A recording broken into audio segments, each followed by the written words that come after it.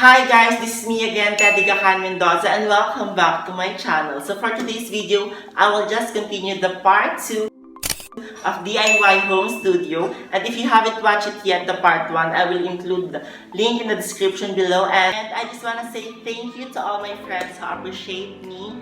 And until na na-overwhelmed pa rin ako. So ayun, thank you guys. Thank you so much guys. Thank you sa support. And yeah, thank you. For your love.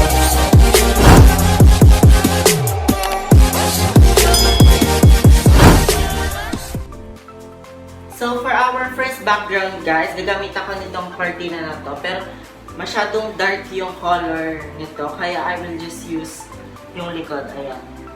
Ito lang yung gagamit. Actually, ang kakailanganin natin for this one is high chair. Pero since wala kaming high chair, nag-DIY na naman ako. So gumamit ako ng mga timba.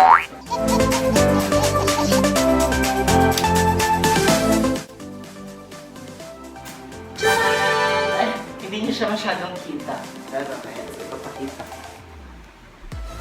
Ayan guys. Ayan. So ayan guys, this is my first look. Ang gagawin ko lang is uupo lang ako dito sa DIY high chair ko. And always check your angle. Kung feeling nyo maganda kayo sa ganitong side, then be it. Kung sa inyo naman is maganda kayo sa ganitong side, okay lang din. So ayan, but I will use this one as a prop. This just frame lang po ito. Frame lang. Ayan, frame. Let's go.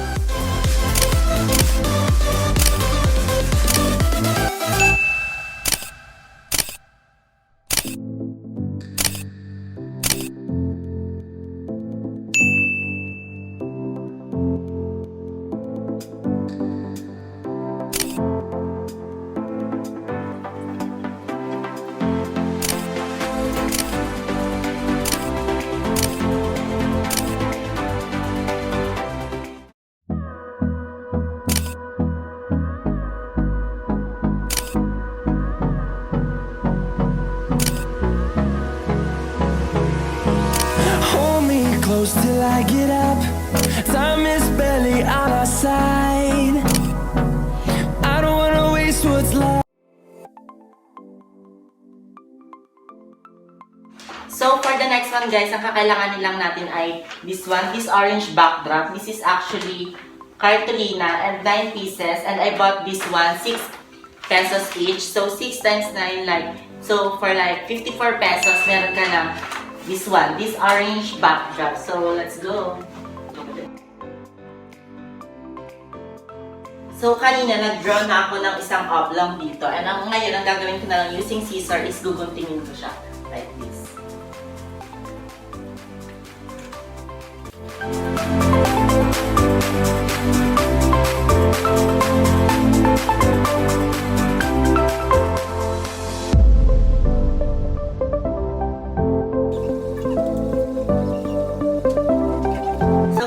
Next look guys, I use this one, this cut papers. Ito is, kung napanood nyo na yung part 1 ko, doon ko kinuha to, nirecycle ko lang ito. Ayan.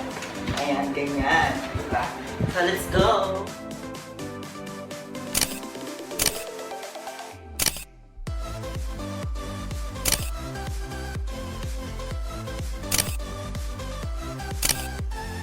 Tapos, while doing the pose, dapat check nyo lagi yung frame kung gusto nyo nasa gitna. Ayun, dapat nasa gitna kayo. Yan.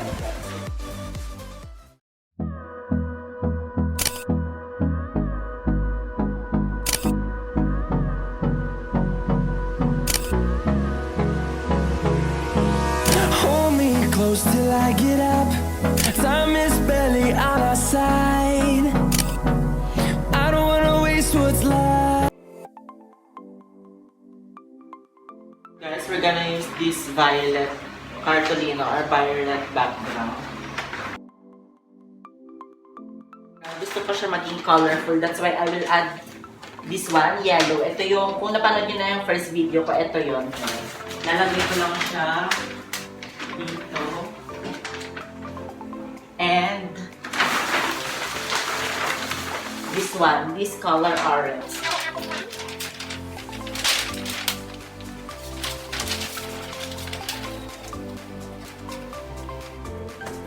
Ayan guys yung itsura.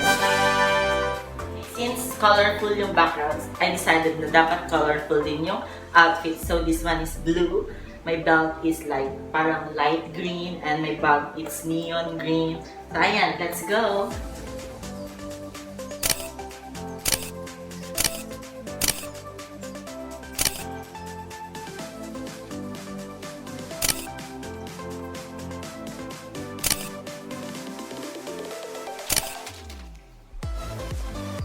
Then tip guys, if you want to look taller, dapat yung camera angle nyo, dapat hindi siya pantay dun sa subject which is kayo. Dapat kung ito yung camera, tas ito kayo, dapat yung phone is something nakaganyan, nakaslouch siya.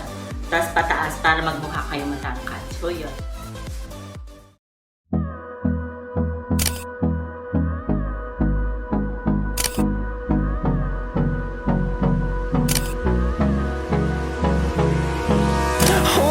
Close till I get up. Time is barely on our side. I don't wanna waste what's left. The storms we chase are leading us, and love is all we'll ever try. So that's the end of this video guys. Hope you like it as much as you like the part 1. So please like, share, and subscribe to my YouTube channel. And please comment down below kung ano yung nagustuhan nyo. Is it the shoot 1, the shoot 2, or the shoot 3? So thank you for watching guys. See you. Thank you.